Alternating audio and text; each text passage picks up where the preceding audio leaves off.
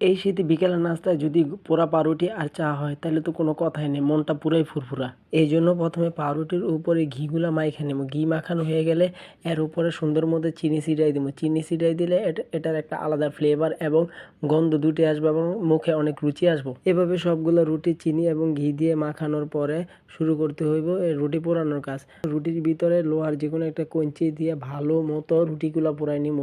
এই যে আমি সুন্দর মতো প্রথমে রুটিগুলা চিনি এবং ঘি যে সাইডে আমি লাগাইছি সেই সাইডটা ভালো মতো পুইরা নিব, যেন সুন্দর একটা কালচো কালচো ভাব আসে। কালচো ভাব আসলেই বোঝা যাবো যে এটা না হয়ে গেছে। এই যে দেখতে পাইতেছেন আপনারা যে কত সুন্দর কালচো ভাব আসছে, মানে এটা আমার পাউরুটিটা হয়ে গেছে। এভাবেই সবগুলা পাউরুটি পুইরা নিলাম। পুইরা নেওয়ার পরে আমার আর তর সইতেছে না। দেখেন কত সুন্দর হয়েছে, মনটা চাইতেছে এমনি খাইলে, কিন্তু না, চা তো এটা খাওয়া যেত না, তাই শুরু করে দিলাম চা বানানোর কাজ।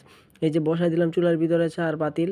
এখন চার পাতিল বসানোর জন্য প্রথমে চিনি, লবণ, তারপর লবঙ্গ যা যা প্রয়োজন, যেগুলো আসলে চার আলাদা একটা ফ্লেভার আসবো, তো সেগুলো আমি সুন্দর মতো চার মতো দিয়ে দিলাম। এই সব কিছু দেওয়ার পর 10 মিনিটের মতো চুলার উপরে চার পাতিলটা রাখা চাটা সম্পূর্ণ হয়ে গেল। হয়ে যাওয়ার পরে আমি চায়ের কাপের ভিতরে সুন্দর মতো চাটা ঢেলে নিলাম। ঢেলে নেওয়ার পরই আমার আর পেটে শুইতেছে না, মনেও মানতেছে না, আমি তাড়াতাড়ি কীভাবে খামোই চিন্তা করতেছি।